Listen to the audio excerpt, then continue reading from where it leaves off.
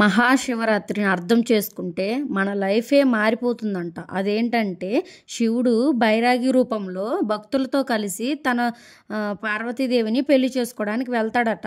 ఆ రూపం చూసి కానీ పార్వతి వాళ్ళ ఫ్యామిలీ బైరాగి రూపంలో ఉన్న శివుడిని చూసి భయపడతారంట. కానీ పార్వతీదేవి మాత్రం నా స్వామి ఎలా ఉన్నా పర్లేదు నేను యాక్సెప్ట్ చేస్తానని చెప్పి పార్వతీదేవి స్థిరంగా ఉండి నేను యాక్సెప్ట్ చేస్తానని చెప్పిందంట. శివుడు ఈ మాట వినగానే ఈ సృష్టిలోనే ఉన్న అత్యంత అందమైన పురుషుడిగా మారిపోతాడు. ఆ అందమైన రూపాన్ని చంద్రశేఖర్ అని కూడా అంటారు. ఆ తర్వాత శివుడు పార్వతి ఇద్దరు కలిసిపోతారు. ఆ రోజునే మహాశివరాత్రి అని అంటారు. మేము ఇంకా అలాగా పూజ చేసుకొని గుడికి వెళ్ళి నైట్ జాగారం చేస్తూ ఉపవాసం చేసి ఆ రోజు ఇట్లాగా ఇక దీవెనలు అన్నీ అందుకొని జాగారం చేసి నైట్ రోడ్ ట్రిప్కి వెళ్ళి నిద్రపోయి మార్నింగ్ లేచి పక్క రోజు ఇట్లా పొంగల్ పెట్టేశాను. ఉపవాసం చెల్లించుకోవడానికి ఇక నిద్ర లేచి పొంగల్ పెట్టడం స్టార్ట్ చేశాను. గ్యాస్ స్టవ్ పూజించి ఆకులు కట్టి కుండకి ఆ కుండని పూజించి పాలు పోసి నేనేమేమి వేసానంటే బియ్యం, పచ్చెనగపప్పు, పెసరపప్పు, పాలు, నీళ్లు కలిపి ఉడకబెట్టడం స్టార్ట్ చేశాను. చాలా టేస్ట్ వచ్చింది పొంగలన్నం మాత్రం.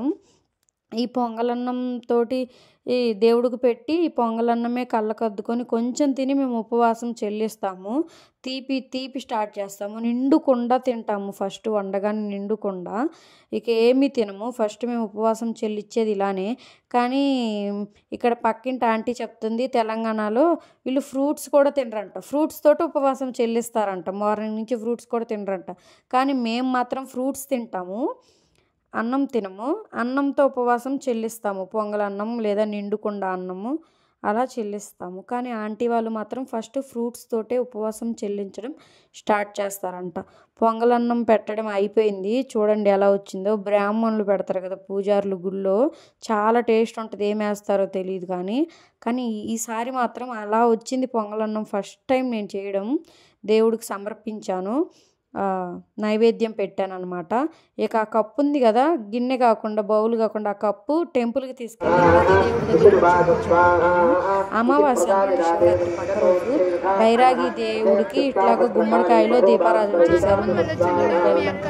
ఇవన్నీ పెట్టి ఇక పూజ అయిన తర్వాత ఉపవాసం పొంగలన్నం దేవుడికి గుళ్ళో పెట్టి అన్నిటి దగ్గర మేము చెల్లించుకున్న తర్వాత ఉపవాసం ఇట్లా క్యూలో నించున్నాం. ఇంకా భోజనం కోసం అన్నదానం చేస్తున్నారు గుళ్ళో. BHELలో గాయత్రీదేవి టెంపుల్ అనమాట. ఇక్కడ ఉన్న సరౌండింగ్స్లో వాళ్ళు ఎవరైనా ఈ వీడియో చూస్తే కామెంట్ చేయండి, సబ్స్క్రైబ్ చేయండి, మెసేజ్ చేయండి కామెంట్లో. లైన్ చూడండి అసలు ఎంత ఉందో.